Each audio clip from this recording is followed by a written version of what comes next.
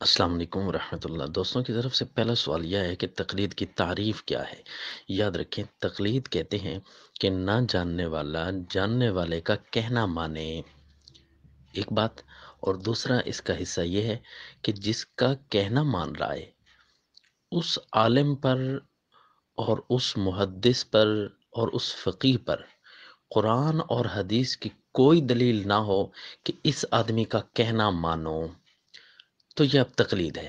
اب اس کو مثال کے ذریعے واضح کرتا ہوں۔ دیکھیں، ہمارے پاس روایت کا حدیث کا علم نہیں تھا، تو ہم نے حدیث کے اندر امام بخاری کا کہنا ماننا، ہم نہ جاننے والے نے جاننے والے امام بخاری کا کہنا ماننا۔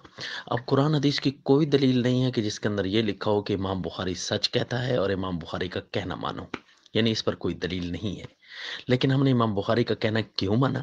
اس لیے مانا کہ اگر اس سے دلیل کا مطالبہ کیا جائے تو یہ اپنی سند پیش کر دیتا ہے، دلیل دے دیتا ہے، تو یہ ہم تقلید پھر روایت کرتے ہیں۔ کیا ہو؟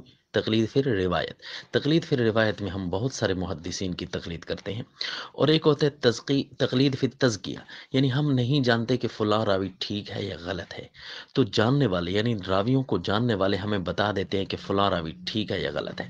اب مثلا ایک آدمی کا نام لیتا ہوں، امام احمد ابن حنبل، راویوں کے بارے میں بتاتے ہیں کہ فلاں راوی ضعیف ہے، فلاں صحیح ہے۔ ہم نہ جاننے والے اس سلسلے میں امام محمد کی تقلید کر رہے ہیں راویوں کے جاننے میں، تو اس پر قرآن حدیث کی کوئی دلیل نہیں ہے کہ امام احمد ابن حنبل جو ہے یہ سچے آدمی ہیں اور ان کی بات ماننا، کوئی قرآن کی آیت اس پر نہیں ہے اور نہ ہی کوئی حدیث رسول اللہ صلی اللہ علیہ وسلم نے بتائی۔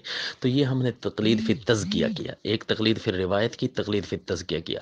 اس تقلید میں تو غیر مقلد بھی ہمارے ساتھ ہیں، وہ بھی کہتے ہیں تقلید پھر روایت بھی کر رہے ہیں اور تقلید پھر تزکیہ بھی کرتے ہیں۔ تیسری تقلید ہے تقلید فی درایت، یعنی کسی کی سمجھ میں اس کا کہنا ماننا۔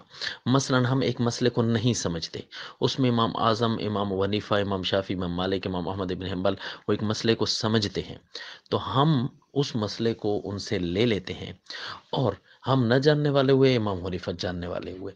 اس پر قرآن حدیث کی کوئی دلیل نہیں ہے کہ امام حنیفہ رحمۃ اللہ تعالیٰ علیہ سچے آدمی ہیں، اس کو لے لینا، بلکہ ہم نے اس لیے ان کا کہنا مان لیا کہ اگر ہم ان سے قرآن حدیث کی دلیل مانگیں گے تو اپنے فتوے پر یہ قرآن حدیث کی دلیل دے دیں گے، لیکن ہم نے ان سے بغیر دلیل مانگے جب ان کا کہنا مانا، تو یہ ہوئی تقلید۔ تقلید کی تین قسمیں اور یہ تقلید کی تعریف دوبارہ سے مختصر عرض کروں کہ تقلید کہتے ہیں کہ کسی نہ جاننے والا جاننے والے کا کہنا مانے، اور اس جاننے والے کے وجود پر قرآن کی کوئی آیت نہ ہو، قرآن حدیث بھی کوئی موجود نہ ہو۔